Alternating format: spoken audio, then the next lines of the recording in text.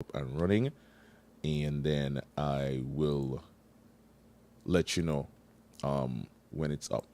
But yeah, the Prime Minister finally came out and spoke about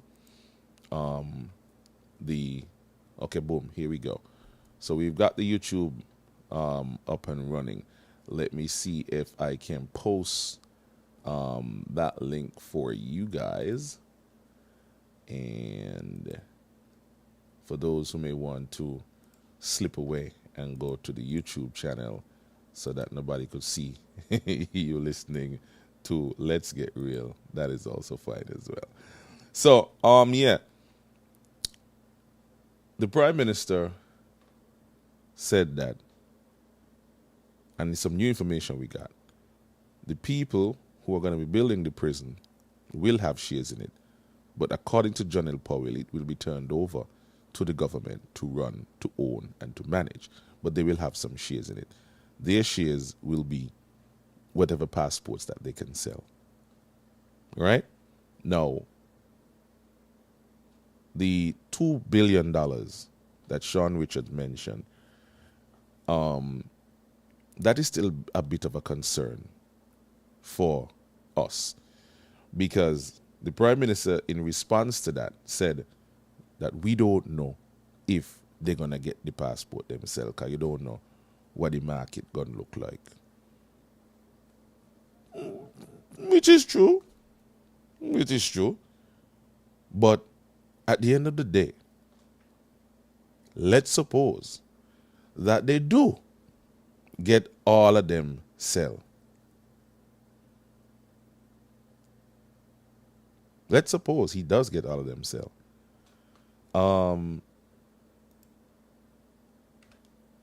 Then ultimately the 2 point something bill will be a reality. Because I think it was 5,000. Yeah, about 5,000. 5,005, because they added an extra 500. So if all those passports are sold, that's 5,000 people going to be holding the passports, and the monies going to reach to that $2 billion there. But the prison is only estimated to cost 89. The Prime Minister said that in order to do business with the government, he a one smart man, and he had the people put up front $10 million to go ahead and start the project. And I'm guessing that $10 million is what was used to hire the security for the site for the time being. And we know that ain't going to take a little bit of time to build, to get the construction going, get the land cleared, and we know who backhoe and truck up on the site, according to Mr. Richards. So the work has already started. So that $10 million that the Prime Minister said last night was put up already done start to work. Somebody done start to make a sugar cake out of that. Okay, no problem. But I saw a comment here from Sandy Point, Pam Strong. EK, you can't get the PM for an interview? Lord, he told lie. I want the press interview the PM, Mark and Sean together. That will never happen. That will never happen. And I think you know just a little bit better that these politicians don't subject themselves to critical and deep probing interviews. I reached out to the Prime Minister, and he said, yeah, EK, sure. We need to have an interview. But as to when that interview will be, I don't know. I mean, there seems to be this notion out there amongst the political parties that if a candidate or a politician is interviewed by me, that for some reason it's not going to go as they would want it to go, right? Because yes, I do ask the probing questions. Yes, I would like to get answers for the things that are going on out there.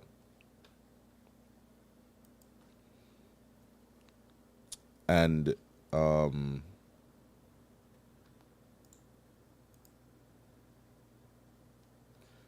on for just a quick second. I'm trying to get my guests up and running.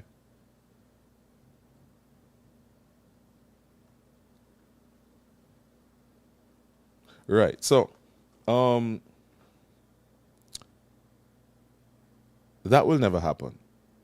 As I said before, there seems to be the notion that don't go to EK for an interview.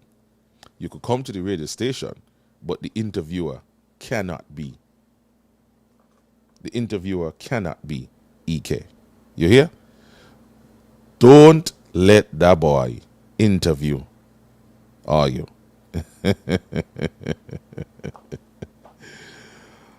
Watch. I would say to anybody, and the people who actually listen to me, the people who actually view me on a daily basis, the people who actually pay attention to how I conduct interviews.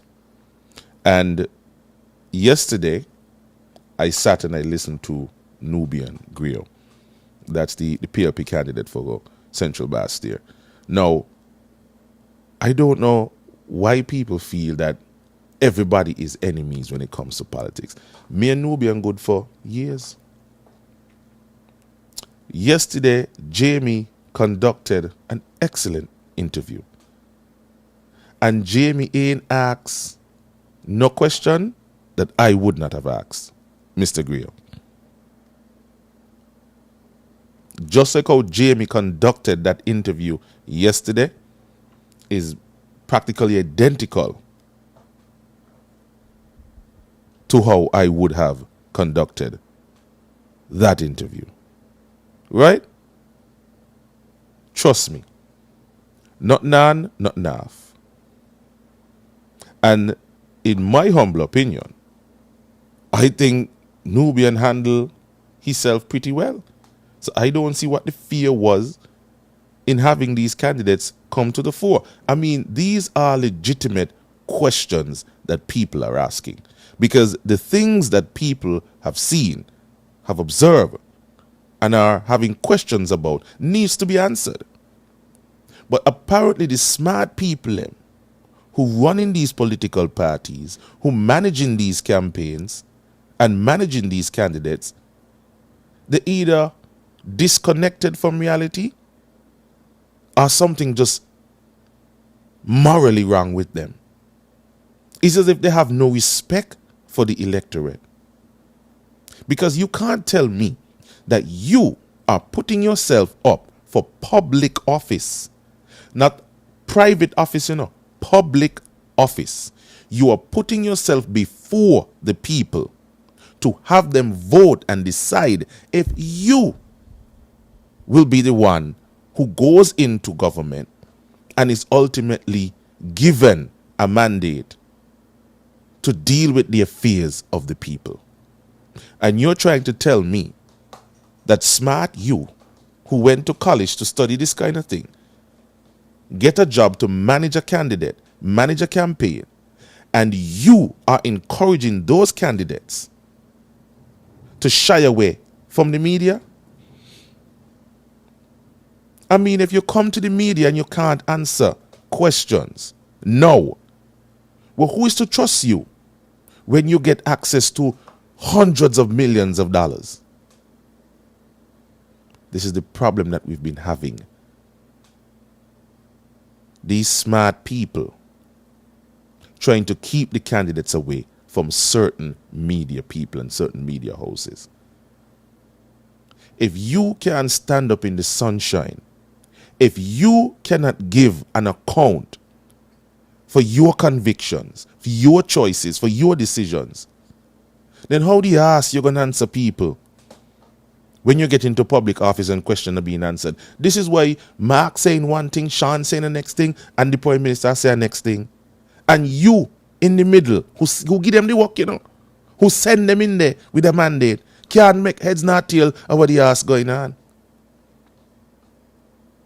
Because the smart people telling them, don't go to that media house, don't go to that interviewer to answer questions that the people out here may have. No, as an interviewer and as someone who is watching what is happening in my country, there are certain questions and certain roads I will not go down. For instance, and for example, just to put things into context, I don't want to know how much woman a candidate got. That's not my business. I don't want to know how much man a candidate a take. That is not my business. Me don't discuss them things. Them things that are personal things. What I want to know is how will you conduct yourself when it comes to managing the affairs of my country. That is what I want to talk about. I want to talk about what plans you have and how you come up with those plans. Is it somebody feeding you the information to talk, or have you been out there on the ground talking to people to find out what their issues are, and not just the fact that they need $500 and money, but what policies you're going to come up with that's going to change the lives of the people that you're trying to govern, that you're asking for your vote. That is what is important to me. And when you get in there, if you have scandals with all these type of things, of course I will ask you a question. So yesterday, as I sat and I listened to the interview with Nubian and the questions that were being asked, somebody went as far as to ask about if he got marijuana going in a container till today. Whether it's Sean, whether it's Timothy, whether it's Dr. Joe, marijuana till today.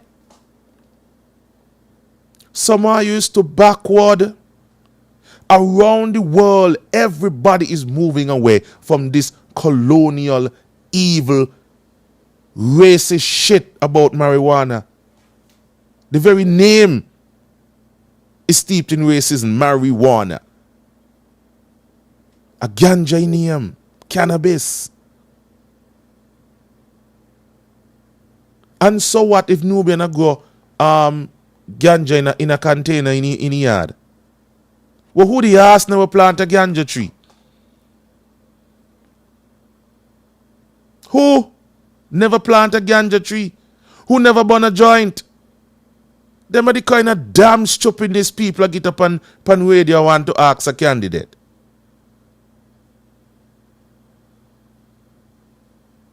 Me not interested in them things there as an interviewer. I'm interested to getting down to the nitty-gritty of the plans, the programs, and the policies that you have in your head, that you have observed need fixing, healthcare. Them are the things me want to talk about. So if a candidate comes in front of me, my ultimate goal is not to embarrass the candidate. I don't know where the ass I get that from. If I ask a pertinent question about how do you intend to fix these issues that we have been experiencing for a vast number of time, if you can't answer that, are you? That is on you, because you should have been preparing yourself for these types of questions. You should have prepared enough to make yourself abreast of one affair of whatever going on in the country. Be it in health, be it in infrastructure, be it in tourism, be it in agriculture. You're supposed to know these things. You're supposed to be a well-rounded individual. You may have your specific field that you want to delve into, but you must know ultimately what is happening on the ground and what's happening in the country. And if you come to an interview unprepared to answer questions like these, then that is on you.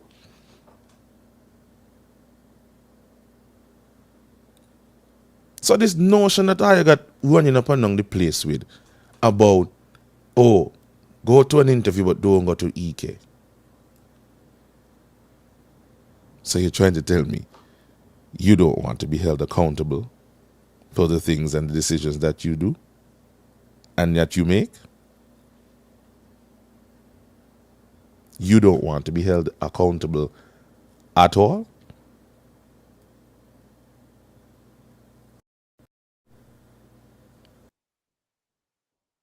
What are you saying to the people if you don't want to be held accountable?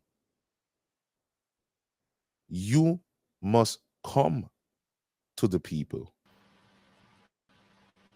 and be held accountable for the things that you say and you do. But your personal life is of no interest to me if you're a candidate. I don't care what you want to that.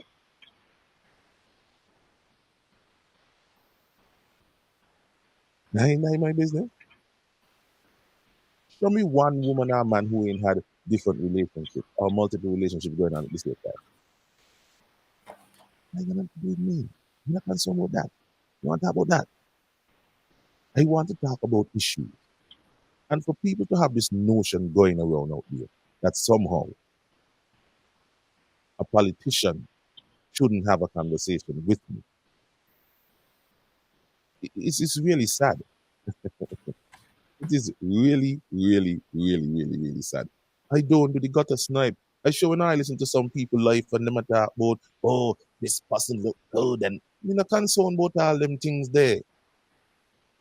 And oh, baby mother and I them think that gutter snipe behavior. You don't ever see me practice them kind of foolishness there.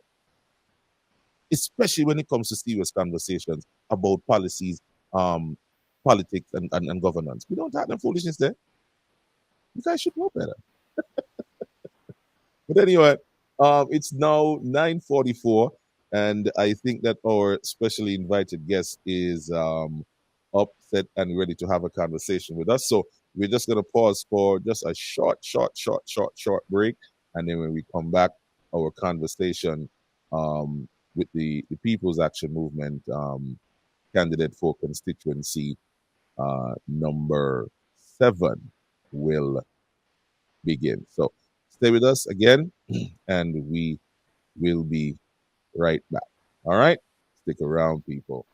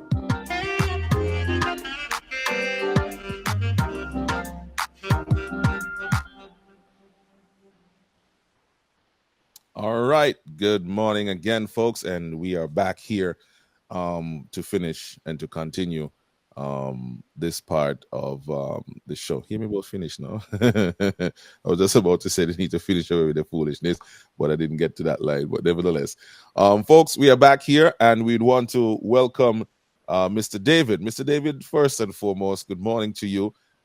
Thanks for accepting our invitation to be on the show this morning, but your last name, how do you pronounce that? Help me with that one there, please. Had a situation when I was teaching. Your microphone needs muting. Younger. Having some trouble hearing you. Not hearing you at all, Mr. David. Hi, hello, you hear me now? Let me make sure that it is not on my end. No, I don't think it is. Hello, you hear me? Hello, Hmm. hello. Just a quick second, people. Let me get my ducks lined up here. Good morning again, Mr. David. Hi, hello, you hear me? Right, there we go now. I got you. Right, so I was saying welcome to the show and thanks for accepting our invitation. But your last name, I'm having a little bit of difficulty pronouncing that one. Could you just bring us up to speed on that? It's Pell. Oh, Pell. All right. I don't think I've ever seen that. It's very peculiar. So it's Mr. Lincoln David Pell. Yes, sir. Thank you and good morning again, sir. I think we can start our conversation with just giving a little bit of background information on yourself, your career, what have you done with your life over the years. Just for a little introduction for the folks who may not know you. Well, I'm originally from large projects, St. Kitts. Mm-hmm. And I went to the Molyneux Primary School, the Carroll High School, and after there I went into the police force, the Royal St. Kitts Police Force. And Ah. there I've been in most of my years in the police force was in the special services unit. I've been Mm-hmm. in a number of courses, training, and also been instructor at the training school, the police training school.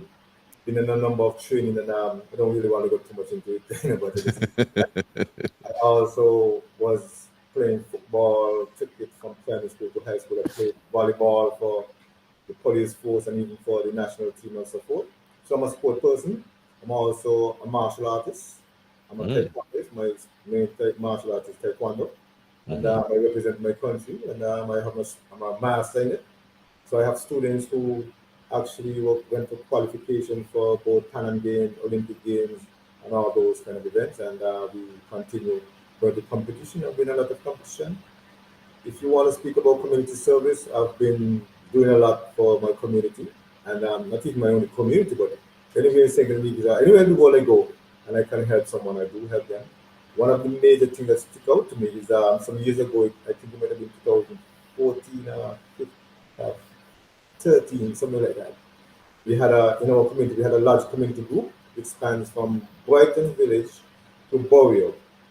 And in that time, I don't want to call him name, but we had our community group, and we went into the fact because it was that time when they were talking about recognizing these farmer sugar workers and blah blah blah blah blah. So we actually had a recognition for the farmer sugar workers from Bowie to Brighton, and at the time we went to government for assistance to help us, and that time we didn't receive any financial support, any support, so we had to do it on ourselves by ourselves. But however, the Governor General, so Papa Sebastian, was we were honored enough to have his presence and help us with that. So we recognize the pharmaceutical workers in that aspect. So just to give you an idea that it is not just because I'm getting into politics why I'm saying we want to help. I've been helping all the time. And Mm-hmm. at the end of the day, so I just love to help my community and my country develop. I believe in my country, St. Kitts, and I just want to help on a bigger scale. Persons Right. like me will understand that I appreciate the help of everyone. Up to yesterday, I was talking to someone who helped in my beginning. But the most important thing I want to say, God is a good God. He has been with me all the time, and He will be with me now because of how life went. If it wasn't for God to bless my mother and my relatives and friends and all those who are friends of my cousins, so who knows what might have happened, and even teachers.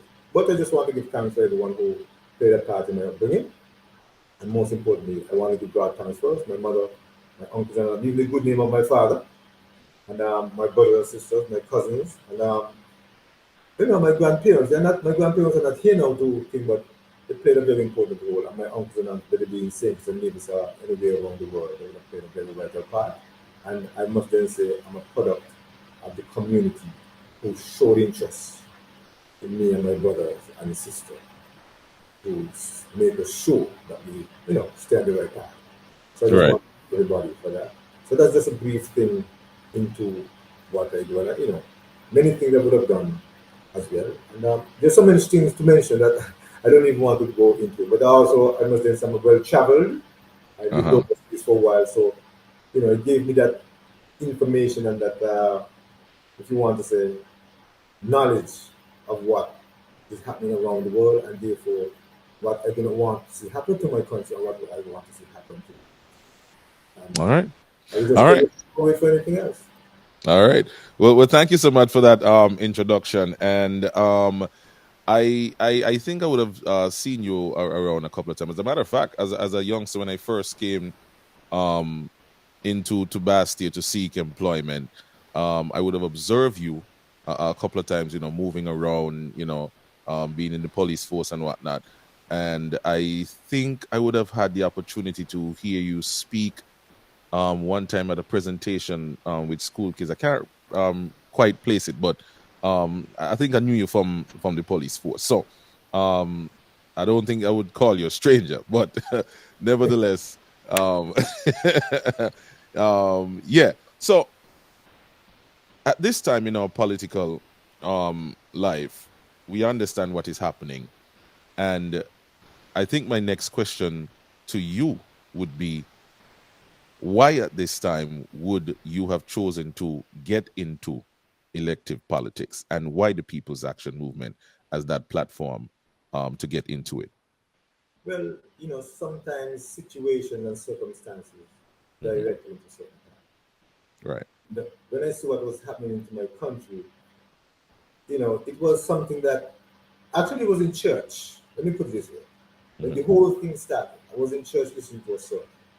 And then the more I listened and the more I think I heard a voice, man, and I, said, okay. And then looking and hearing what is happening in my community, and especially in the country in general, in the country. Because I always go through my community and I, try to help their people with certain things. But it was a political situation. I think this is a unique situation that's happening. So it started from hearing something, and I went and I prayed and I asked God, if it is you talking to me, bring something clear to me. Hmm. And that's, to be honest, that was started.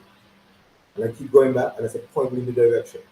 So even to the party, one, when we got independence, I know what it was like when we were termed the most prosperous nation in the world. So I know everything about the whole political things, and I decided, well, okay, this party, knowing certain things and knowing how it works and so forth, I think this one will be the best for me at this time. And Hmm. they have certain principles and philosophy that I like, which is the development and helping of people. And I would have witnessed that personally back in, I don't know if you were here in 1983 up to 1995, when all Yeah. of that were there. So all those kind of, guided me. And at the end of the day, I personally have no enemies. People might have me as an enemy, but I love everyone because the scripture says to do that. So Right. that is my answer to your question: how it started and why this part at this time. Because I think this is the part that speaks to my line, and I want to really make a difference to my country at this All right. time. Right. Because sometimes opportunity now you miss it, you might go on forever. Right. All right. So you gave us that background. You gave us the why and the how and what's not. So you have been launched by the People's Action Movement as their candidate for constituency number 7. So I'm thinking and I'm guessing and I'm hoping that you would have done some canvassing, from a political standpoint, because you grew up in that area. So more than likely, people would have known you. People would have been interacting with you during your career, your training, your police career, and what have you. But from a political standpoint, in your canvassing and observing what's happening in your constituency specifically, what are some of the things that you are getting from the people in constituency number 7 in terms of what is wrong and what would need fixing? Well, let me go back as well to come up to your question with you. And not only I didn't only deal with the those things from a principle, but I would have spoken to, I give lectures or speeches to so many groups, whether it be female groups, Right. Muslim groups, Christian groups. I used to go and do for children in the church, do a lot of things. So I did a lot of, if you want to say, work for the Hmm. community by Right. talking to persons in many different areas, whether it be criminal, whether it's just to stay out of trouble, whether it's just to how we can develop ourselves, whether it's how to speak to young people to have a positive outlook in life, to make sure they are very positive contributors to our society. Because you can be a contributor to our society, but in a negative way. So I stay them from that and tell them the best way to do it, to let your name have a good name.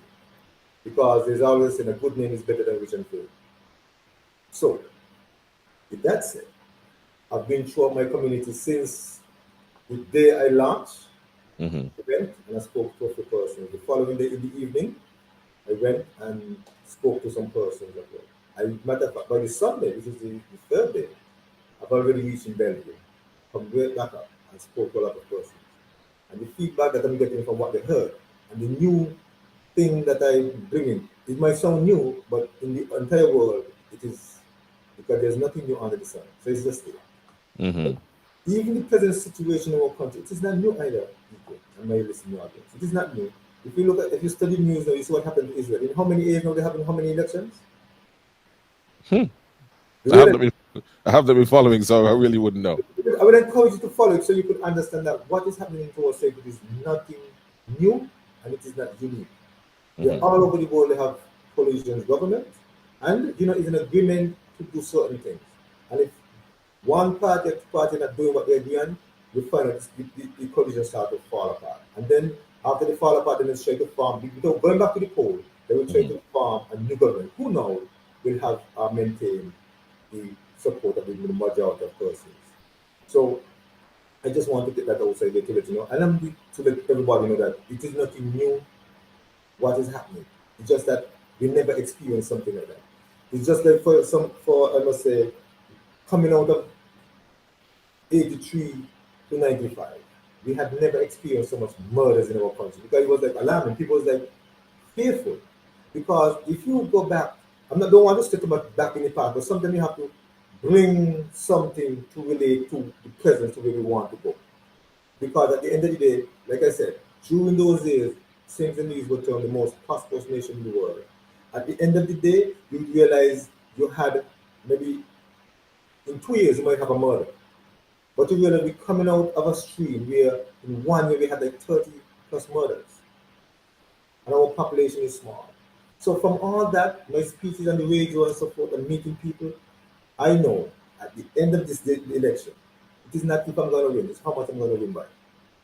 So I hope I answer your question by letting you know the positive feedback I'm getting and the information I have given persons is I am not in office as yet officially, but after the election it will be officially known. But listening to people, hearing the concern and hearing what is most important to them are some of the things that I've been always thinking about what I wanted to do in my community. All right. Especially like I said, I was in the large group and therefore we had a lot of plans, but we couldn't get an avenue to get them out. But now I'm elected, I'm saying as is, to be able to help not only large project and Borio, Christchurch, and Brighton and Atlas Village, that village, but the entire constituency 7 because they are of the view you come at the right time. And you know Mm-hmm. something? There will be no other time like this. There is no other time like this at the group. There's one time because as life continues, times come, and therefore that's why I'm saying I'm not going to stick in the past, but just to bring memory. Because if you verse in the Bible, you realize the scripture always talk about the children of Israel must remember when they were in Egypt. And sometimes we like to talk about slavery and the bondage, and we have to go back to see where we're going or whatever. So sometimes we started off as an independent country, the most prosperous country, rich country in the not in the OASIS or in the Caribbean or the Western Hemisphere, but in the world, the smallest nation of that. So sometimes, so that is why sometimes I go back to it to the person who realize when we became independent, what we had. And I want to bring that back and even better. And that is why my plans are more for economic development, job creation, prosperity of my community, my constituency, and it will trickle down to the entire nation of St. Louis because it will bind with the plans and programs of my fellow colleagues who will be in cabinet with me after the elections. All right. That is When you look around constituency number 7, in terms of the infrastructure, in terms of housing, in terms of agriculture, in terms of what you just mentioned, job creations. What are some of the specific plans you would get to work on if and when you are elected? When I'm elected, because I know it's a guarantee. Hmm.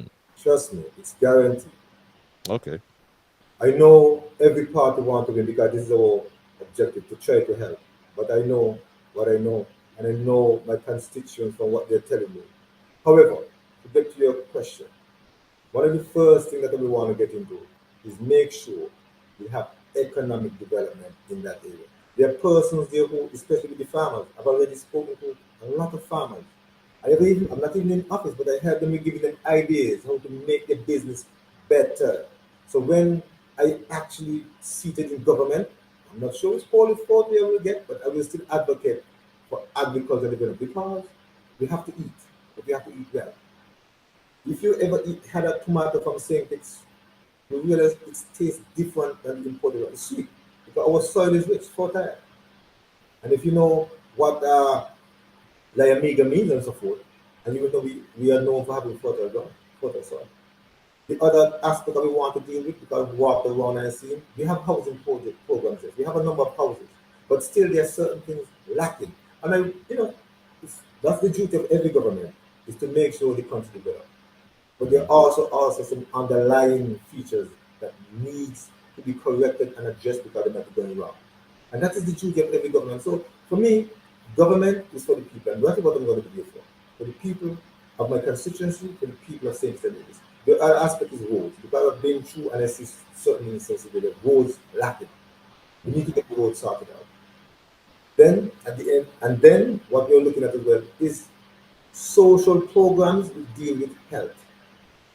Sometimes especially they say there's a difference between diastole and the outer areas when it comes to certain things. So my constituency, fortunately enough, has a hospital. We have a number of clinics. So therefore, we want to build on that and to make healthy, especially for children and the elderly, younger persons as well, because everybody needs it. But there are certain groups that are more vulnerable than some. And these are the three main areas that we like to look on, coupled with the water situation we have. And these things, yes, we will say 100 days, but and day one, I want to work on them. And even by number 50, I would want to go back to my constituents and say, okay, we have this in place. We have this in place, and at the end of the day, we are making progress in everything with their help. Because I want at the end of 5 years, like I mentioned before, these plans that I have, at the end of 5 years, I want to take at least 500 people, as we would say, out of diverse poverty. And we have some persons. There's some persons who may not be as unfortunate as others, but they still need that help to come out. Because when you compare even middle class to certain countries to ours are lower class, there's a big difference. And even if, don't take it from me, and just take politics out of it. Just ask somebody who you know, because remember, Labour was in power for 20 years. I don't have to go through that with you. You know everything. Then we had a coalition that we just went in for just about 7 years or so. But before that, 15 years prior, we had the People's Action Movement and the NRP, where they had certain things in place where we were dubbed the most prosperous and freest nation in the world. Don't take it from me. Do your research. I know you like to do research. But do your research, and you will see what I'm talking about. And you will see from where we started to where we are, to where we are, and where we want to go. Where I want to go is to make St. Kitts the best place in the world to live, the best place in the world to business. But at the end of the day, is to make sure it is the best place for the nationals, citizens, and residents of St. Kitts and Nevis. We have to contribute to it. And my program that I have for the 5 years is to make sure every person have a right to contribute to the development of our country. And every person have a right to be prosperous and to earn wealth in our country. So I'm going to study forward. I don't know if you have any more questions in relation to that part of it. Right. The question that I want to have, because we're going to come back to the development and the plans to get some more intricate details of how you're going to do it. But you mentioned something earlier on about the number of murders that we would have had over a certain period of time. Yes, sir. And yes, we all do understand that we had a serious gang problem. And in the past 7 years, we have seen the amount of murders that we've had really and truly dwindle right now. And it is due to the fact that the guys who were caught up in the gang violence called a truce. They organized their peace amongst themselves, and they partnered with the government, and we had the peace program. So that is no longer our reality. However, in interacting with the police force and policing per se, and you being a career police officer, do you have any plans to tackle the policing issue in St. Kitts and Nevis? Have you thought about any plans to do with policing going forward? Yes, sir. As a matter of fact, I will I will announce to the nation one time because I'm not be part of the police force for a while. I'm going to talk to my colleagues first because a lot of things that are happening, I know not from, well, let me pick it out there right now. I still have a brother who's in the police force. Mm-hmm. And what I'm saying here is has nothing to do with him. But I know certain things, certain plans, certain programs, some of the development that you see in the police force, I have knowledge of it even before him. And it's not from anybody to tell me about it. I'm going to just leave it there. So yes, I have a vested interest Mm-hmm. in crime fighting. That is one of my 10-point plan I have. Crime fighting. And it not only when I was in the police force, my thing is, and how I look at it, some persons look at success, especially when it comes to police, is having as much persons arrested and in prison as possible. But when I have to look at it and study, just look at it carefully. My approach, and that is why even up today, even though I lock up so many persons, they will come back and tell me, look, thank you very much. And they will, because you taught me something. Is to keep persons out of prison. Because when they have to be arrested, that means something already happened. Mm-hmm. Somebody might have get a broken leg because somebody pushed them on violently and intentionally. Somebody might have lost maybe a car because somebody stole it, because somebody stole something. Something like that would have happened. But even when I was in the police force, my thing was to be talking to persons all the time, to get out of crime and to stay away from crime, because at the end of the day, they are also tarnishing their record. So, for my thing, what is there now is to build upon it, but is in the intention to change the mind, the renewing of the mind. Because remember, change comes by the renewing of the mind. You should know that. Mm-hmm. You about persons should know that. Of course, of It's course. about renewing of the mind to keep persons understanding, yes, we came to a peace agreement. What happened in the past happened in the past. Let's move forward. We said we want peace, so therefore let's have a genuine peace. I know some persons might have a different to what I'm going to say, but you know something? The peace of Jesus Christ is very important. So even with this thing, I would like the churches to get involved, talk to these young persons. And the young persons try to seek, I don't know which church you go to, even if you, some persons might say, see that, but whatever religious thing you have, touch base with your religious. But I believe in Jesus Christ. So therefore, my thing will be on Jesus Christ. So I hope I haven't said anything wrong. But and no matter of fact, all of us, most of us in St. Louis would have went to church sometime or the other. I had a grandparent who used to encourage us to go to church. So therefore, our background in St. Louis is a godly based background. And even our constitution, our national anthem speaks to God. So because I believe in Jesus Christ, we should always remember Him. And I thank God because God is why these things happen where we have peace now. Because without Him, nothing is possible. And that's why I'm saying, with what is there, we will build with it. But my approach to it will be the renewing of the mind. And the renewing of the mind comes with so many different things. Whether to give them information or give them the training, or to let them understand, well, look, yes, you yourself take the credit for making peace. That means you really want to walk away from what is happening. And let them know that and let them continue to do that. We will work with them.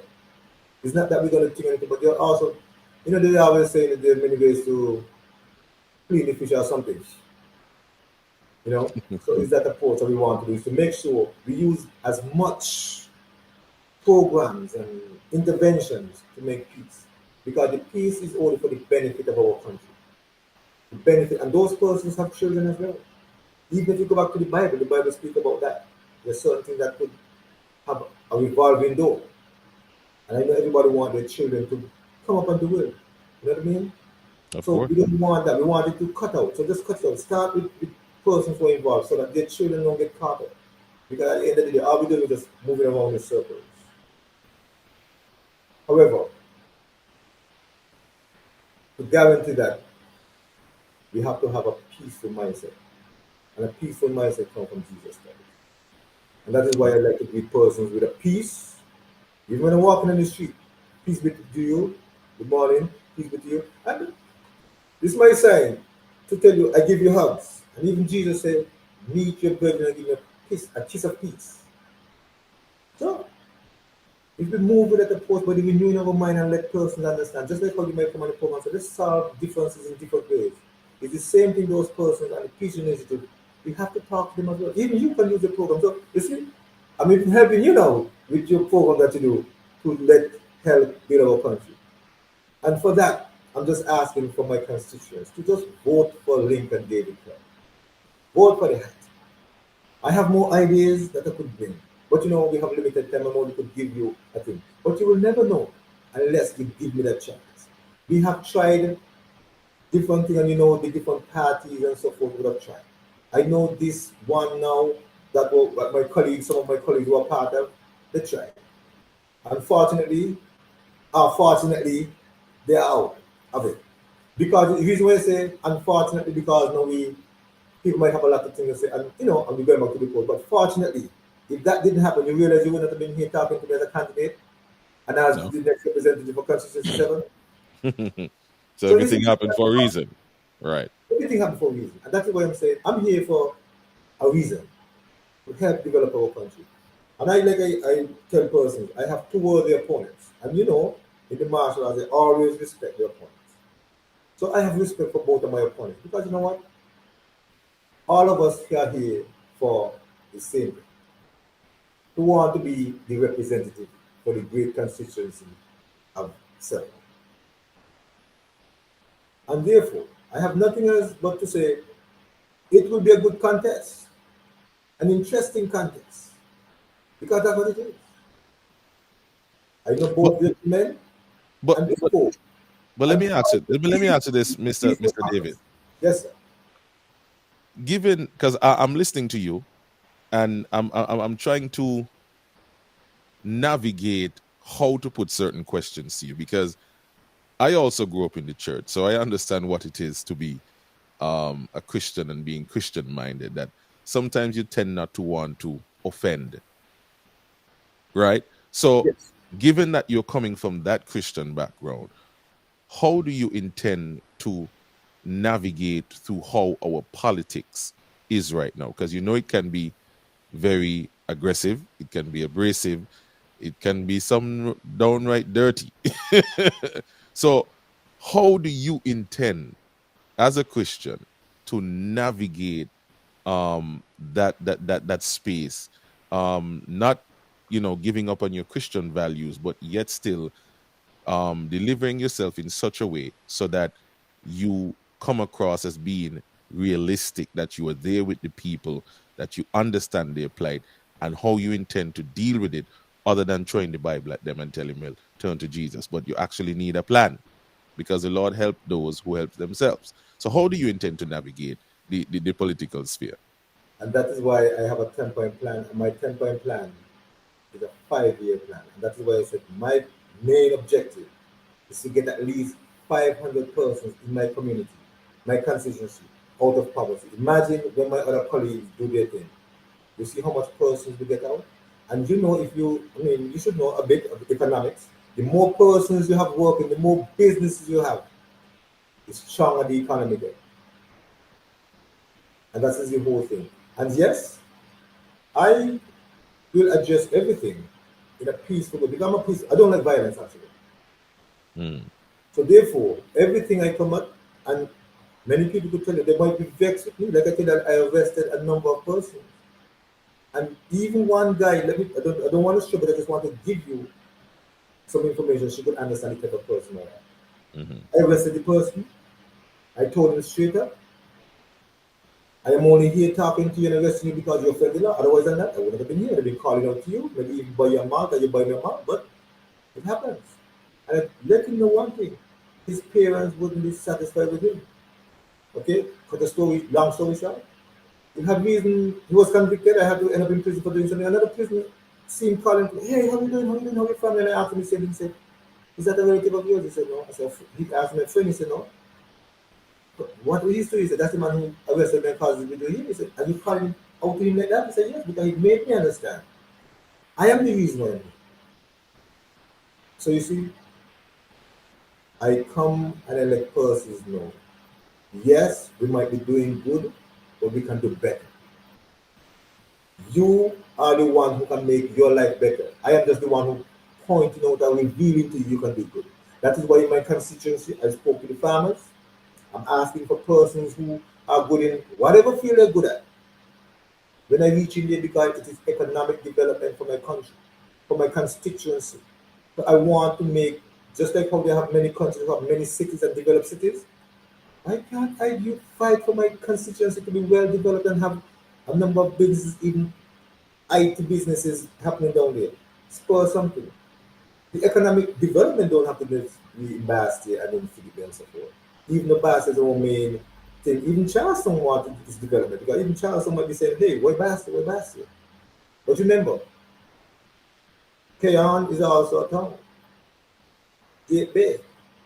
And in the constituency of the time, they used to call it Nicola Town. Sandy Point is a town, always is a town. Why can't we have these towns? And in my constituency, Molyneux, you know what the name for Molyneux? In a city. So why not really make Molyneux realize its name in a city? And that is my plan. My plan is 5-year plan. If I'm getting 500 people out of poverty, you know what I mean? That means economic development is going, economic development going, growth is going. And that is what I want for my community. Coupled with that, we have black rocks. It is in my constituency. It's a tourist site. So you see where I'm coming from when I say economic development? Mm-hmm. I'm talking about using all these spaces. And I've already touched base with some persons. I don't know if you remember if you were here. We have persons who teach crochet and all these things. We have people who come from the cold here who could do that. This place where I'm coming from, I've been, like I said, I'm well traveled. I've been to countries where a lot of wool things, people make them for hats, gloves, and all kind of things, and even sweater to take that. Why we can't have them here selling here? This is the economic development I'm talking about from my constituency. It could go to to the entire country of St. Louis. So I'm just saying, I have a lot of plans. You know how it is, you have to be strategic sometimes, but at least I know people want to know what are you going to do. So I'm just giving them certain ideas what I'm doing so they could understand, well, look, I'm going to give this gentleman a chance because I know him and person should know me.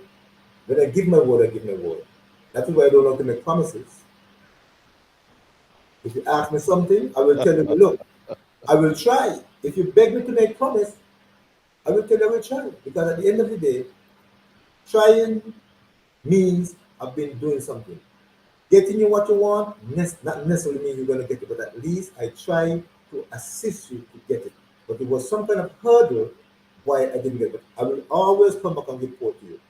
Same thing in my constituency. Somebody asked me to do something, and I make sure, did you call? And I call them and I said, this is the progress I made.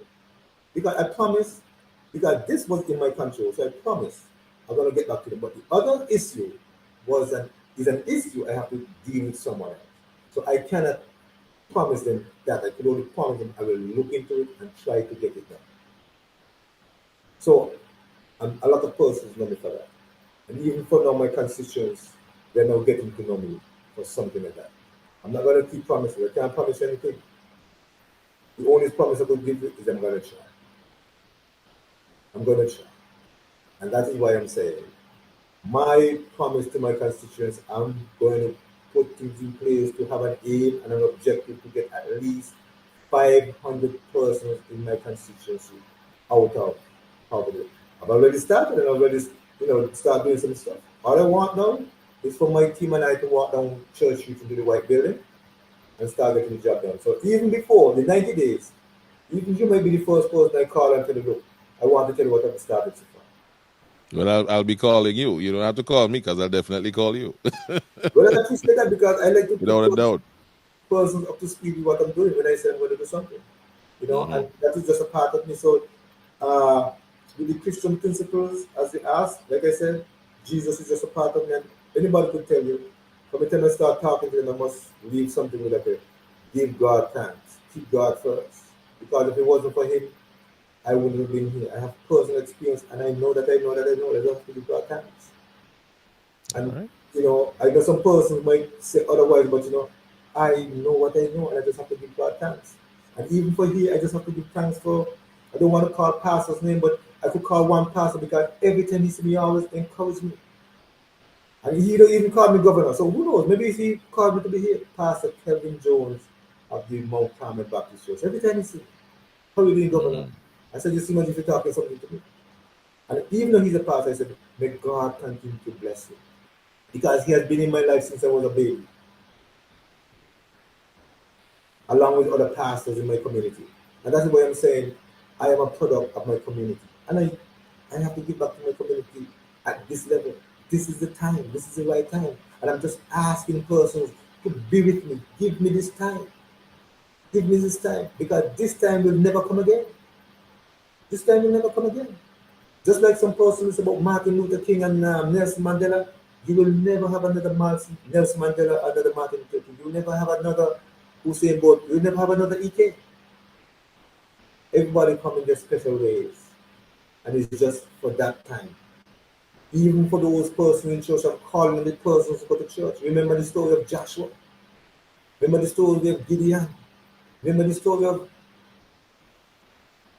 Moses even. Abraham, Isaac, and Jacob. Remember these stories. That is why I said, I'm talking to every person in my constituency, every group, every class. I'm asking you for your vote. Let us get this done. Even the Rastafarians, yes, I have cousins who are Rastas. And my cousin, he passed away, I mentioned it already. And the friends we had around him, those are the persons who had never saw about farming, like I was telling the farmers. Because going and see him do his farming and how they, even with the water program that I have, just remembering that, to see how they use, if you want to use a better word, farm water. Farm water for the farm.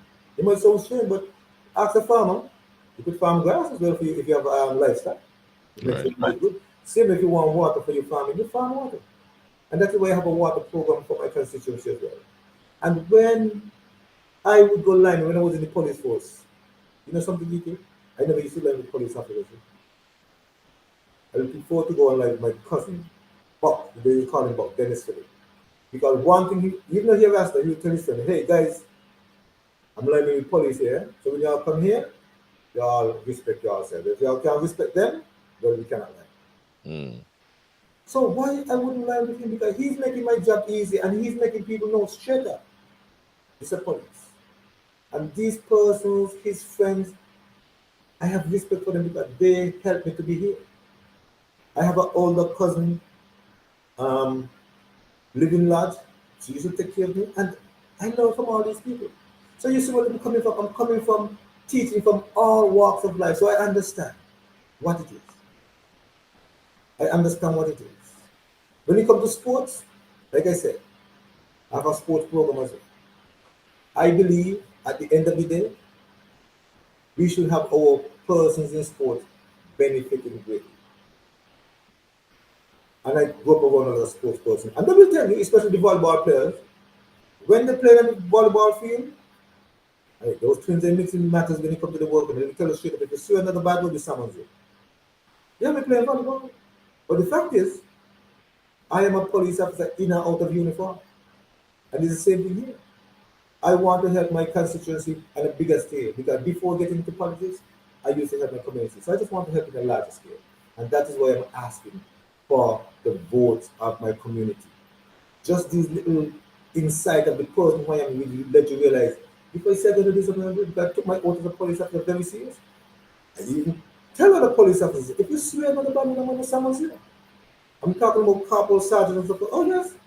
And even, I mean, you should know sometimes on the parade square, the drill sergeant or the commander want to swear bad on the drill square. I tell you, no. I am a police officer all the time. And if you swear on the band, I'm going to summons you. So you're the type of guy who holds your colleagues' feet to the fire. But of So course, in politics, how do you intend to do that? Because politics is a very ticklish field. So I'm sure you've gotten enough questions as you canvass and you speak to people about your colleagues and certain things that will be floating yes. around out there in the media. So how does that sit with you as a Christian, and how do you intend to hold their feet to the fire, given what you've just said? All I could promise you, going forward, because I do not know what they would have done there and how they would have adjusted. Mm-hmm. And if they adjusted peacefully, and if it's any crime committed, well, it is not for me to say about crime committed. And if it is reported, it's for the police to do their job. But for me, if something is going wrong, and from what I interacting with my colleagues, and especially our national leader, Honorable Sean Richards, he listens. And if something is right, I mean, I'm sure you might know him by now, you might know him as a politician, but if you get to know him, you will let you straight no, that's wrong.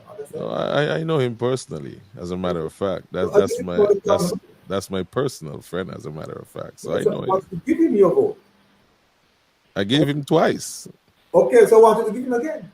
I don't think I can do that. I'm asking you to give him again because the plans and the programs we have, I sure some of them are right up your alley, what you would want to see. Because I am coming to the politics arena with a difference. I want to make a difference, not just to my community, but the same thing. Everybody saying they want change in our political system, and that's what I'm doing. That's what I'm doing. No argument, you know what? Everybody who put themselves up for elected, they're saying they want to make the best for St. Kitts and Nevis. And this is a contest. So there's no need for me to come out as I say swinging. No. That's not my style. Like I tell you, you know who I am. That's not me. I don't believe in violence. I believe you could tell me anything you want, no problem. No problem. Because you have a right to say what you want. I also have a right to listen to you. And if I want to respond to you, that's my right. I have a God-given right and I have a constitutional right. The Constitution will give me that right.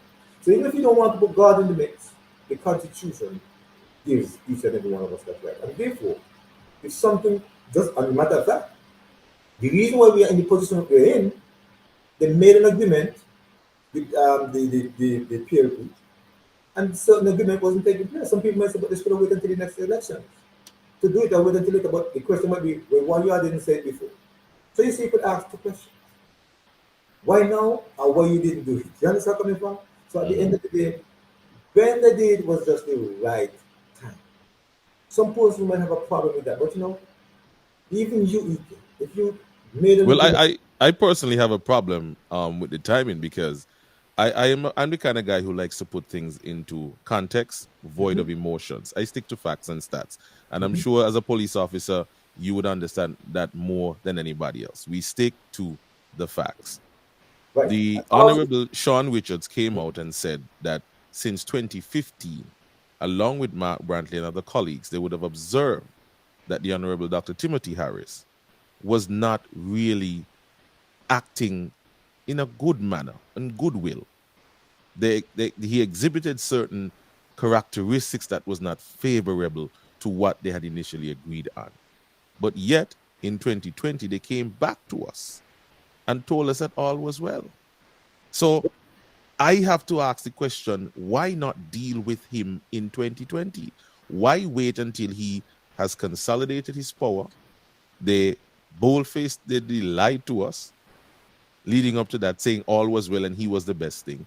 And then just 2 years later, you're now coming and telling us that you observe all these things prior to 2020. So for you, it may be the right time, and I understand where you're coming from your perspective. But from my perspective, I would have appreciated that they would have made a move to deal with Dr. Harris and his style of governance after the elections of 2020 or prior to that. No, but you have a point. But like I said, You've been in relationships. You know how relationships go. Marriage or otherwise, or even as brothers, and if you have sisters, you want it to work. And sometimes, and that is why I said forgiveness. The scripture spoke about forgiveness. Mm. So you might say, but so many times, but the scripture spoke about forgiving 7 times, 70 times. You understand what I mean? And it's about looking for change. So I know where you're coming from, but it's about looking for change. However, All right. for them to come and explain their situation, but from somebody who looking in and Mm-hmm. somebody who want to push our country forward, I could only say that it was their time, and they were looking for change. All right. But they didn't come, so they had no other choice but to do the right thing, which was to let them, because you know what? He was put there by the majority of the elected voters, of the elected parliamentarians. Mm-hmm. And for that reason, it is their duty as well. The Constitution gives them that duty to pull that support back if they feel things are not going right. And they did the right thing. So what I'm saying, even though you might think it was too late, the fact is they did the correct thing, which was to do what they did. But to the correct channels. Unfortunately, it didn't happen. If you, like I said, just take a look at that, even Boris Johnson right now. They had a vote of no confidence against him recently. Right. Right. And his own party members did that. And just like what these gentlemen did, my colleagues did, they will continue getting letters of no confidence going to the speaker. And when it reached a number that it was supposed to, it mentioned in the morning, and by the afternoon they had the vote. Mm-hmm. So what I'm saying, because sometimes we say it's our system, our constitution, but it is the persons who work in the system. And I am believe myself and my team, under the leadership of the Honorable Sean Mitchell and Matt Brown, we will follow what is right. Because that's what happened. They did the right in the Constitution. They went that route. And we would have learned because there are two occasions where no vote of confidence was called and how many days it took. And in other countries that have our same system took a lot less. Just imagine with Boris Johnson. I know some people know what that has to do with us, but I'm just showing you it's a system like ours. It's precedence. I mean, you use as precedence as And at reference. the end of the day, our constitution states if there's no law in our country to deal with a specific situation, we have to revert back to the British law. So if some persons don't know that, and that's why I'm here. You see, I'm helping all of us to understand our political system. That's what our constitution says. And therefore we have to realize they did what was constitutionally correct. However, anything in between, I do not have knowledge of all the workings, so they will have to explain. But I'm just telling you, at the end of the day, constitutionally, they did nothing wrong. So we Okay. have to look at it. And just look at other countries, even in Australia. And even today, when you finish here, maybe you could even type it in and look for Israel, and you will see what is happening here. And before they call it vote of no confidence, they went and said they have no they started to look for prime minister who have no support before they go back to the polls. And I believe the vote of confidence, if it was heard, that's what we were let happen. And even when they called the vote of no confidence, they were saying, as long as the honorable minister come back and negotiate and come back and write up, they will enjoy. But you know what happened. So I don't have to go through. All right. Well, Mr. David, I want to thank you so much this morning for taking time out of your schedule to have a conversation with us. And I hope that when you go back with your colleagues, you will express to them how comfortable you were being with me here on the show, having a conversation about what you intend to do as a candidate for the people of constituency number 7, and encourage them to come and have a conversation with me, because I would really love to have a conversation with them as to why, how, and all the intricate details as to what got us here. So I hope you can do that favor for me. Well, But ultimately, I want to thank you, and of course, you can give your wrap up and remind us or inform us of any upcoming events that you may have in your constituency. Your call to vote for you again. In your wrap up. Well, in my wrap up, I just want to give you thanks for allowing me to be here to express the personal for the tough questions you put to me because I didn't give you any questions to ask me. So I'm happy that I was here and I hope that I answered the questions. Maybe not to your liking, but I answered them to the best of my ability. And I just want to say to my constituents, come out and vote for Lincoln David Point. And those of you who are not in my constituency, vote for my colleague, vote for the People's Action Movement, vote for Sicily. We have a lot to do. We want to make Saints and Nevis prosperous, but not just as prosperous as the first, but more prosperous. We want to bring prosperity for all. What our national anthem says, our national anthem has that in it. And I want to bring that back. I want to make us prosperous again. The most prosperous nation, not in the Caribbean or in the ocean, but in the entire world. So EK, thank you very much. My listening audience, thank you very much. I just want to say peace be to all of you. Hugs and kisses to you. God bless Saints and Nevis. God bless you all. May God continue to make us blessed and prosperous. Thank you very much, EK. Peace, Jesus, peace. I leave with all of you. Thank you very much. And trust me, my first thing in first 5-year term, I'm saying five-year term, at least 500 persons I want to take out of diverse poverty and make my constituency a boom in economic development, job creation, and also have a good health, because we have a hospital in my constituency and we want to build on that. Thank you very much, EK, and God bless all of you. God All right, bless thank you so much, Mr. David. Have yourself a blessed day. Thank you for accepting our invitation to come on and have a conversation with us. Folks, that was Mr. Lincoln David for the People's Action Movement constituency number 7 candidate. All right, we're going to take a little break, 10:39, and when we come back, we are going to continue with our conversation and go straight into some snippets of what would have been said last night at Stasio Williams launch down in number 5, and also we'll take some telephone calls. So stick around, stay with us. We will be right back, ladies and gentlemen. All right.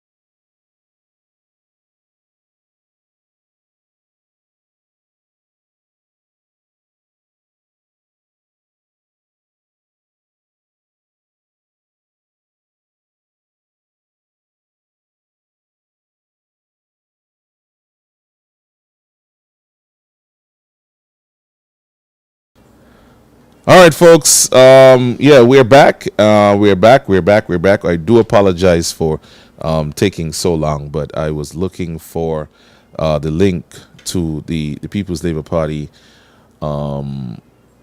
launch last night of Mr. Stachio Williams, and I'm having just a little bit of a difficulty finding it. I know I had it locked in there, but I think I closed the page. I can't seem to find it. But I would want to share just a little bit of what the Prime Minister said last night about his former colleagues. And just to show you, like I've always been saying, that this campaign is going to be a very drastic one.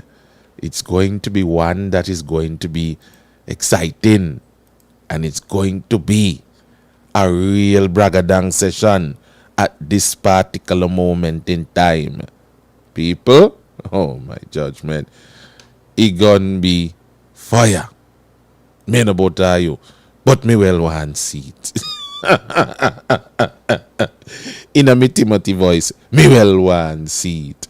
So let's get some of what the Prime Minister said last night. Why am I hearing this in the background? What's wrong with you? What is wrong with you people? What's up? What's up? What is up? What is up? What is up? All right, so here we go. Prime Minister from last night's presentation down in Sandy Point. Mr. Prime Minister. I hear them the other day say they got something big. They got something to talk about. And the two desperate men in Mark Brantley and Lacy Sean Richards hold a press conference. They say they might talk about a prison. But what is that? Dear Mumushan, the prison costs $2.25 billion. Mumushan.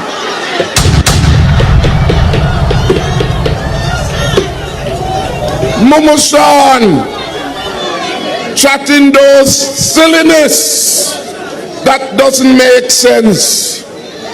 The prison project was approved in 2021. Twice it came to the parliament. Mark Brantley supported it. Sean Richards supported it. John L. Powell supported it. And the miserable people come out months after and say they got a problem with it. Show me in the minutes where you had a problem, you worthless vagabonds.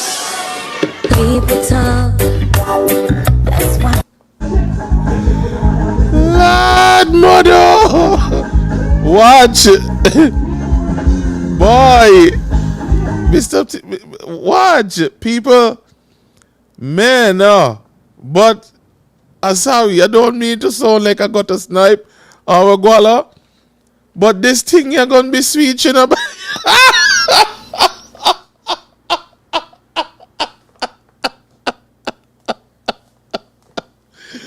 The man said, show me in the minute.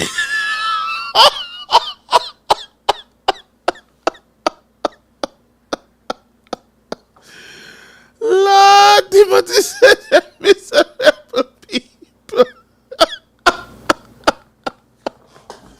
Watch. We only have a few more minutes left this morning. Come here, sit here with all you all morning. I got some things to do. Watch. Bye. I talk about me and a lot of hope in the jib up on camera.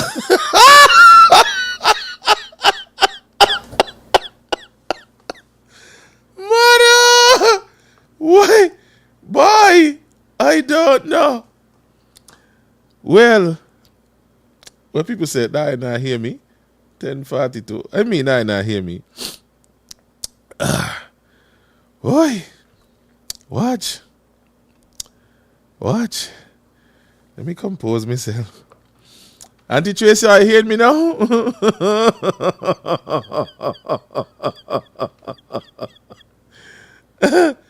Oh, oh, oh, oh, oh, oh. Okay. catch myself. Composure, EK.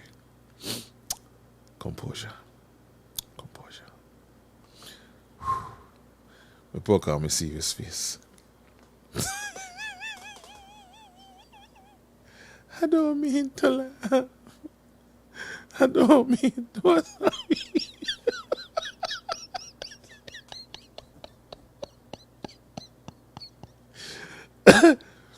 Watch, I am so appalled right now.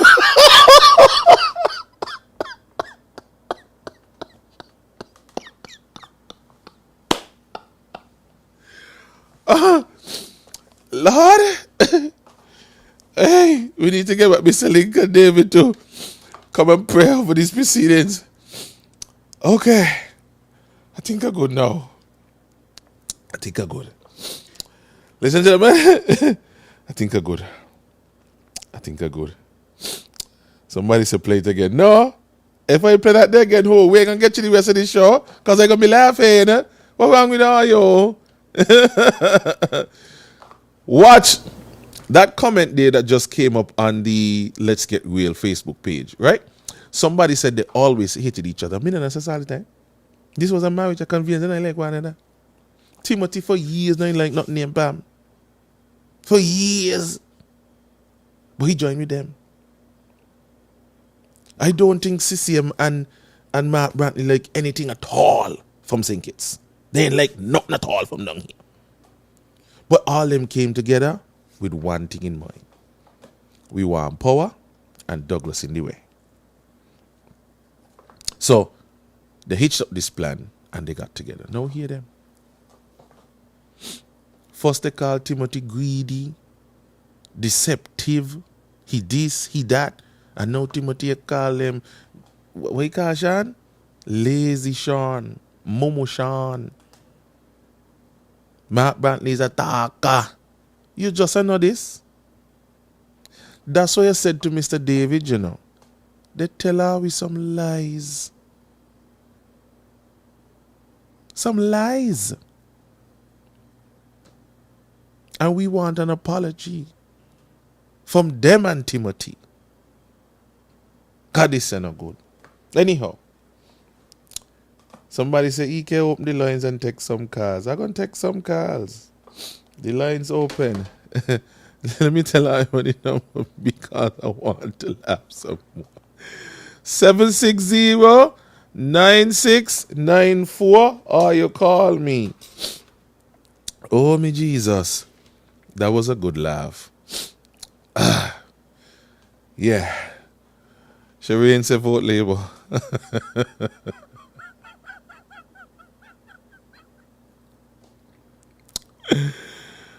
Okay, people, in all honesty, we just had an interview. You see me went down bad with the man. You see me try to make the man feel uncomfortable. We had a conversation. He gave a response and that was it. So I don't know where the rest of them fear to come and talk to me. You got to answer for you. You got to give an account for you. I don't know where they fear to come talk to me for. But anyhow, water and day beach by.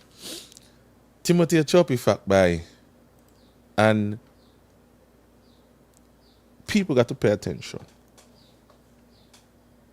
They all sat in cabinet. We did not get an update then. You know who was the first person who came out and told us that this prison going to be funded by passports? Dwyer. But, according to John L. Powell, ain't nothing new. It's nothing new. You hear? Absolutely nothing new. But some of us didn't know that. Because the politicians aren't truthful. And if somebody said they don't want no more call, nah, your business. I got this word like a joke, you know. Valentine says Sean cannot be feeling positive about this chance of being re-elected after the PM's rant about him. And that was my rant on the radio yesterday. Some Pamites were messaging me at the same time I was making me rant on the radio yesterday. And one of the questions is, oh, why it is Sean do you? Sean ain't do me nothing. Sean ain't do me nothing personally that I know of. I mean, there are things that I know, yeah, but that ain't got nothing to do with the price of rice. I am asking Sean Richards, as former deputy, as leader of PAM, and all these positions are public positions that needed to be voted on. I vote for Sean the first time he come run in Sunny Point. Me Ike vote to him. Was my friend and I vote to him. When he was going into politics, he sat down with a group of us and we discussed it. He informed us that he was going in and we lent him our support. Me ain't gonna call the group. But if they continue to push me, I'm gonna call it. So I was there from the start. You hear? So if I lent him my vote, nobody could come tell me no damn stupidness about, oh, Ike, you a Labour man, you not vote for Sean, you can't ask Sean nothing. Well, are you damn wrong? Because the first time he put up himself for office, I voted for him. You hear? I rallied with him. Campaign for him. So nobody tell me no damn stupidness. After I realize how things going, I say, well, okay, partner, I don't lend you my vote. Me a Labour man, and I give him Labour my vote. I don't tell all the story already. So nobody could step to me, come ask me no damn stupidness. When I saw the message come in yesterday about what Sean do me, what me do Sean something? Oh, what make you abuse Sean? But sometimes I just want to lick some bad word under some eye how damn stupid are you be, you know? What is abusing Sean? See Timothy abuse him, because me never call him out of his name yet. Me never call him lazy, me never call him Momo. Me never call him out of his name, I call him by his name, Sean. Explain to me how you, knowing what you knew, when you knew it, made a decision to give back Timothy the prime ministership, knowing fully well the type of individual that he was. How could you do that to the people of Pam? How could you do that to the people of Sandy Point? How could you do that to the people of St. Kitts and Nevis? And more so to the people of Nevis. I don't know how Mark Brantley could stand up with you right now, you know. Because you stood in the way in 2020 of Nevis getting the fair share. And now Mark works with me. Now everybody in Nevis works with me. Because me ask a couple of questions. As Sean stop out from getting your fair share, Sean and Timothy, not Ike. Because Ike have been saying for the longest while, if I was the prime minister, I would have given Mark Brantley the $1 billion. Where he want to do it, he business. When he done, he done. You hear? Me personally, that's my personal position. But that has nothing to do with who will come after me. And the way how we're supposed to conduct ourselves in public office is that we put policies, plans, and programs in place for the next generation. Sean is the one who stopped. Sean and Timothy is the one who deny Nevis the fair share. Not EK, not NRP. Not anybody who want to ask Mark Brantley a question. Last night I get a message in my inbox. Since I on the topic there of the Nevis thing. And this is all I waiting for water to come, you know. I get a message in my inbox because of what I was saying yesterday.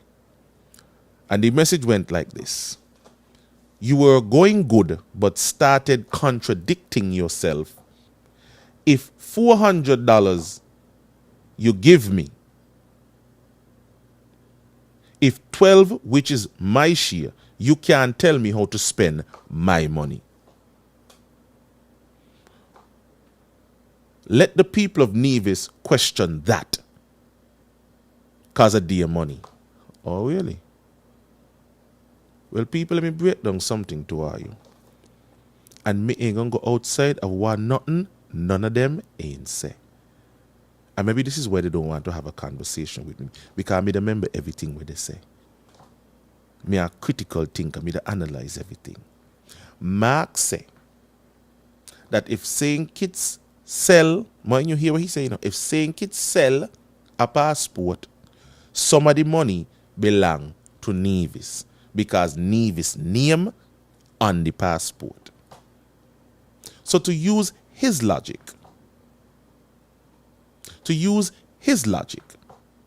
ain't only Nevis one name on the passport. St. Kitts one and it too. And if he is going to say, I'll watch what Timothy do with the CBI money, why I can't watch what he do with it? The two are name on the passport. So you watch me and me I watch you. You one can't stop out there and watch me. Anyhow, let me take this call because I want to come back to the point there. I hope I don't forget the point. Hello, good morning, you're on. Good morning, my brother. How are you doing? I'm doing well. How are you? Yeah, I saw that you had a very good laugh with the Prime Minister. I am one of the person who would have wanted you to replay it for me to hear it again. Well, I'm going to do that. Secondly, I wanted to know it's not everybody in Nevis who are against you. I am on your side. And I'm sure that the majority of Nevisians are on your side, so you don't have to worry about that we are against you. We are on your side. Now, your guest basically close out his interaction with you and asking us to give CCM and PAM a chance again in spite of the fact that they failed us. Now he is using the argument of Mark Grantley that if you and your brother has a disagreement or you and your wife do you mash up a relationship. Now, my thing is, if you know that your brother committed murder against your brothers, your sisters, your mother and your father, would you say that this is my brother and so therefore I am not going to hold him responsible? I am not going to tell the police. I am not going to witness against him. This is exactly, we have a team with Timothy Harris. And when we listen to them go after each other, they were a band of crooks. You almost want to believe that they're accusing themselves of stealing, robbing the revenue in the country. And so how is going to say to me as an individual or as a citizen of St. Kitts and Nevis, I must give these guys a break because it was something internal amongst them, when in truth and in fact, their action affected the whole country. He is trying to tell me that I must give them a break, when these guys are shameless, pathological liars. Their word cannot be trusted. And while they have demonstrated and told us that their word cannot be trusted, because when they are telling you Harris was good, Harris was a bad man, who said they are going to change? They cannot change. The leopard cannot change the spot. These guys practice deception of the highest order. They would have failed us, especially here in Nevis, when you have leaders who cannot give an account for their stewardship. You said, listen, send you to St. Kitts, ask you, what did you do? Now, Hello?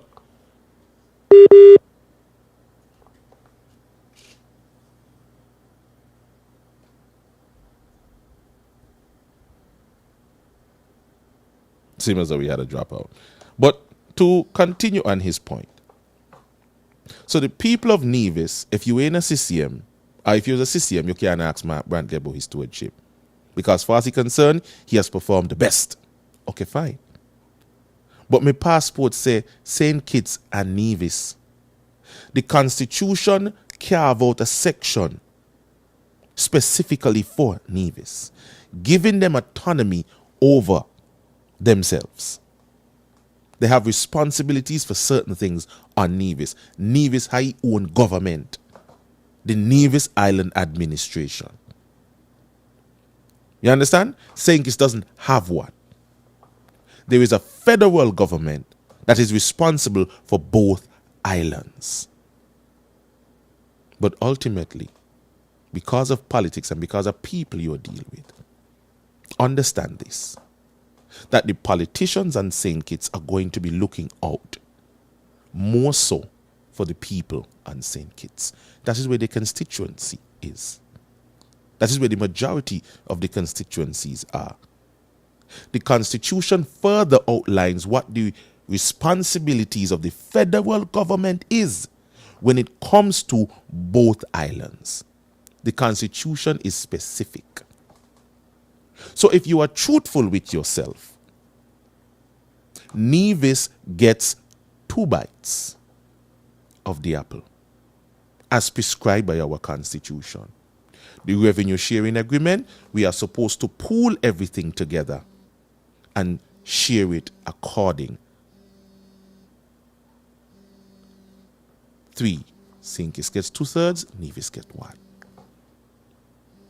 When Nevis was doing better than St. Kitts, a CCM government led by Vance Amry stopped the revenue sharing agreement. Nobody want to talk about that.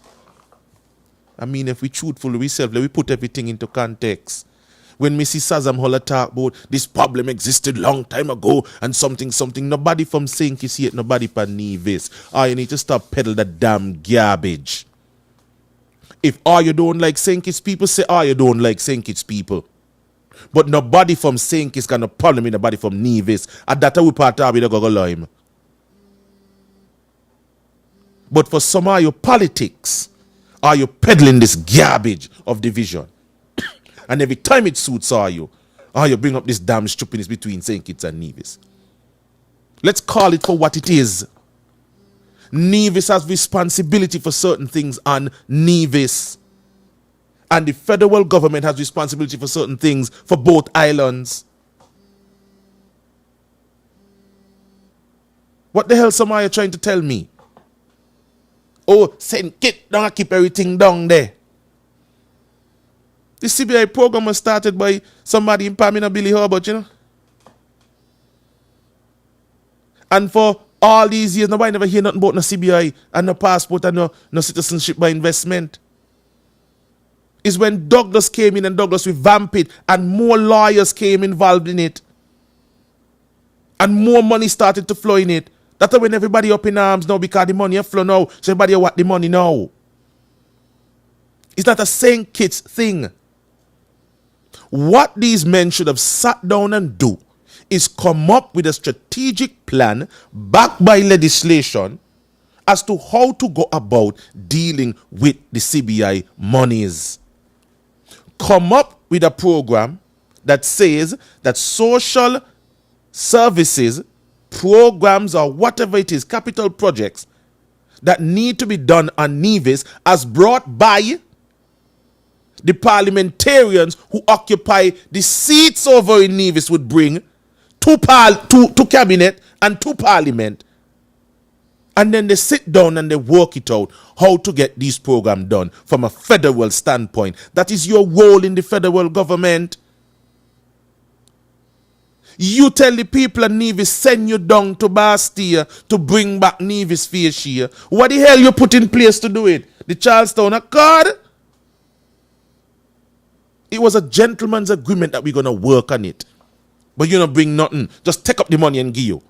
And you put this notion in people's head that, oh, the money belongs to you.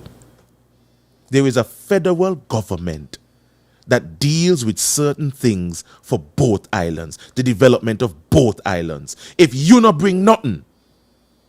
Because this is the problem we've been having for the longest while, you know. And here what? When I tell partner who messaged me that, obviously you miss the point. Partner come back and say, because here the notion where they're going to get sticking people here, and this partner who messaged me is a Pame, a die-hard Pame, so you know he going to be towing the line.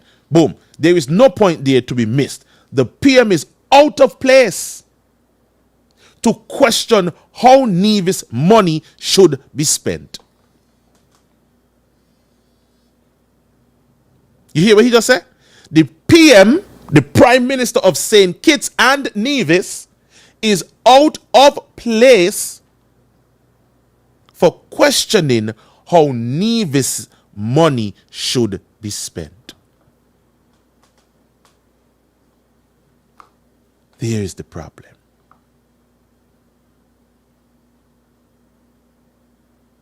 Nevis have their own government that governs certain things on Nevis.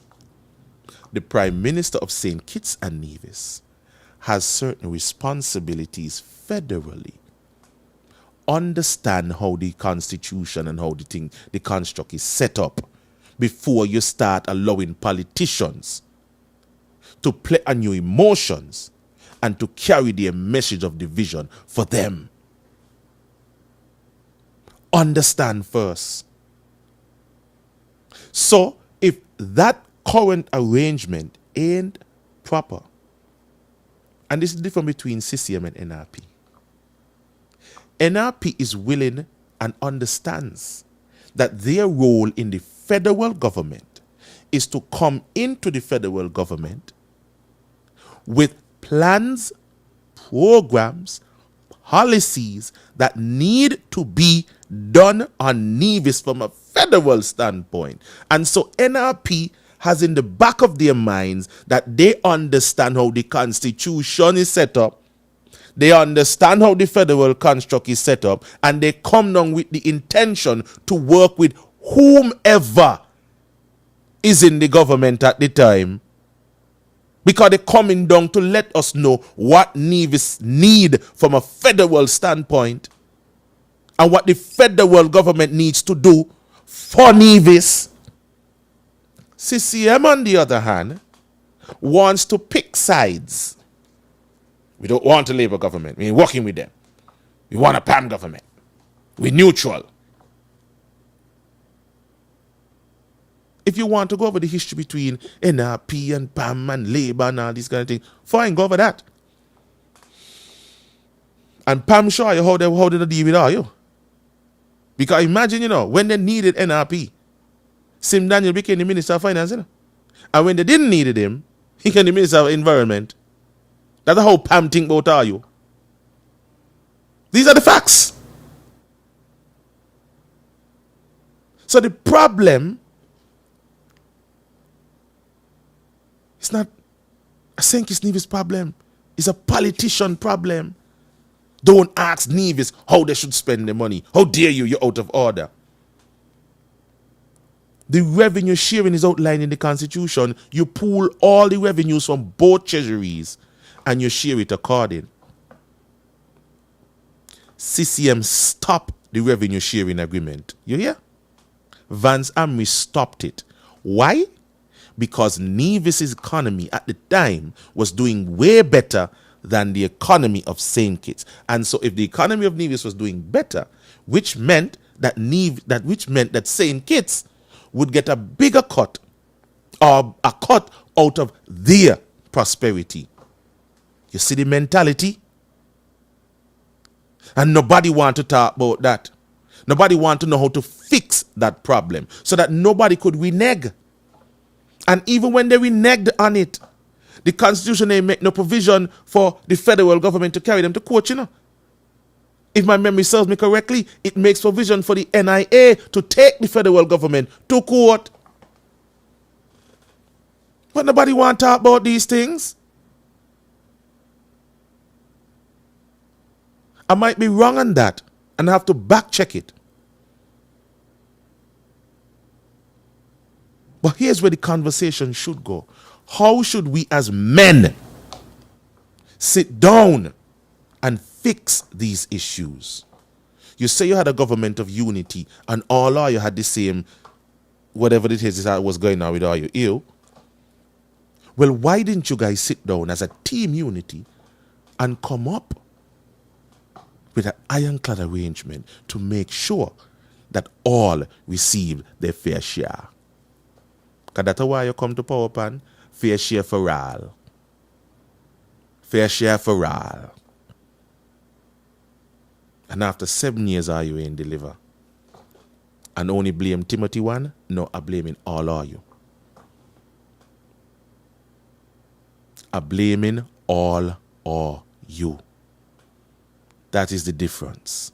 That's the point I want to make before it gets away from me. How dare the PM ask Nevis how to spend their money? But you know go so. You know go so. Vance asked for 30 mil a year. Given. Mark came in and asked for 44. Given. You know what? Let me carry it to something. What 60 was? Let me carry it up. Given. That sound like somebody who want to keep something from Nevis? So don't talk about that. Leave that alone. That is budgetary support, you know. That is back into the revenue sharing of the constitution says to set up, you know. Just send over the money. Send it over. Send it over. Keep what you got over there and we can just offset and send over. No problem. But non-tax revenue, how do we deal with it? What are we putting in place from a policy standpoint and backed by legislation? Then I want to have the conversation because what he had. It ain't so easy to do. He had. So right now, Mark Brantley and Sean trying to check. Mind you, Mark Brantley from Nevis, you know. In the NIA, you know. So the Prime Minister for the two islands can ask NIA what they do with the money. But the federal representative want to join with the party down here to check the Prime Minister and what he do with the prison deal. And I don't see a problem with that. Oh, so Nevis could check what St. Kitts do, but St. Kitts can't check what Nevis do. By stop with the damn stupidness. CM knife, stick goat, stick sheep. Are we money be, you know? And now your pick sides over this damn stupidness with politicians who's stinking rich. Come and set it up properly so we don't have this lot of back and forth. Sit down as men and come up with a plan. A policy backed by legislation. Based on how the Constitution was set up. But nobody wants to have that conversation. Everybody just wants to be emotional. Oh, Timothy. Oh, I'm not. No wonder that call one of the all kind of name. These are the facts. And me not abuse him. You realize up to now me not call none of them out of the name? At them I call one of the out of the name. But yet still they're accusing Ike abusing them. Which one them abuse this man in? Tell me. Anyway, let me take the call. The person hold on long enough. I just wanted to make that point before it got away from me. Caller, you're on. Go ahead. Ike, good morning. Morning. What is to that person who you read that information from? Mm-hmm. Where was they all these years? When we was asking questions from since 2016 till just about a month or 2 weeks before the falling out. Wasn't we asking questions? Didn't we ask questions? And what did we get an answer from Mark, Sean, Grant, Jonel?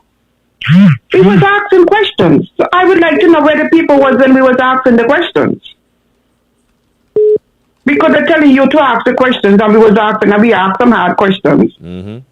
And many of them would not come and answer. Or they tell you things working all good. Isn't that what they were saying? Unity is working.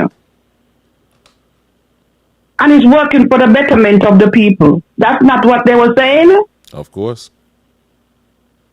So what more do they want us was to do?